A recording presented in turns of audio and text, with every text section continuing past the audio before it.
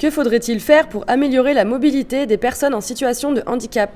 Selon moi, il faudrait adapter les transports en commun, donc rajouter des rampes pour les personnes avec des fauteuils roulants ou créer de l'espace dans des bus pour qu'ils aient assez de place, ou bien alors pour les commerces, rajouter aussi des rampes. Il faudrait par exemple pouvoir avoir la possibilité de les accompagner, donc que ce soit par des personnes physiques qui seraient des accompagnateurs, qui pourraient les accompagner dans les transports et leur faciliter l'accès.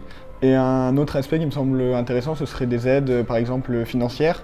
Je pense par exemple aux personnes qui sont en fauteuil roulant. Un fauteuil roulant, ça coûte cher et on pourrait imaginer des fauteuils qui permettent une meilleure accessibilité, même s'il faut aussi améliorer l'accessibilité des transports et des infrastructures.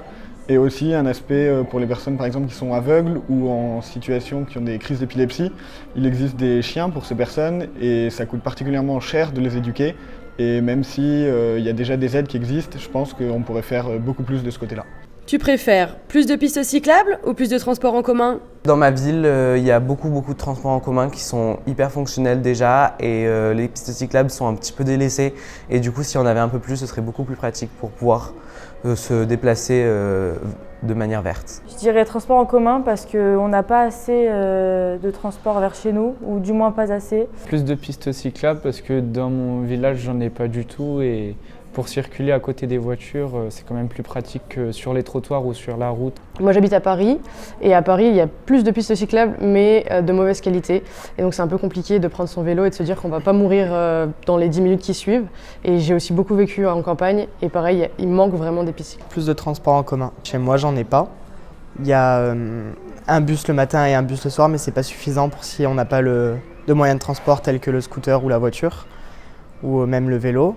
Parce qu'on peut faire facilement 30 km pour aller à un endroit, donc ça serait mieux qu'il y ait plus de transports en commun. Plus de transports en commun, parce que c'est plus compliqué de se déplacer.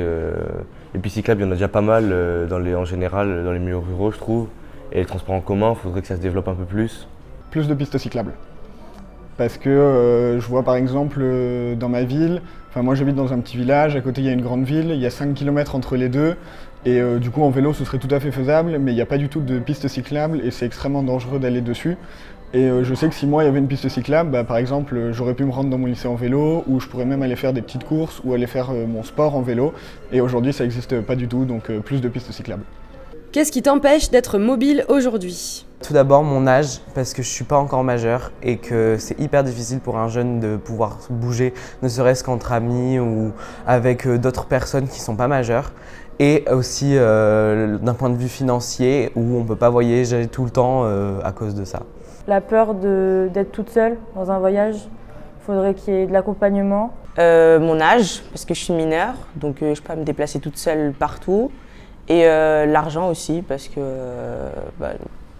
on n'est pas riche.